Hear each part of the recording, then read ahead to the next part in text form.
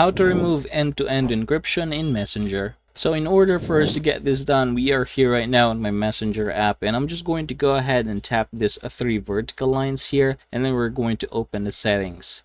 After opening the settings, I want you to scroll down and look for privacy and safety. After doing so, you have here your end-to-end encrypted chats. Go ahead and click that one. Now, I want you to go ahead and look for message storage. Here in the message storage, what you're going to do is basically turn off the secure storage by clicking this one right here and then clicking continue. After doing so, it is important that you also delete your secure storage. Go ahead and click that one and then click continue. Alright, there you go. So as you can see, after doing so, it is not going to actually require you anymore to log in or to enter your encrypted chats or encrypted code for you to be able to access these chats on different devices. And yep, that is how you're going to get this done. I hope this video helps you out.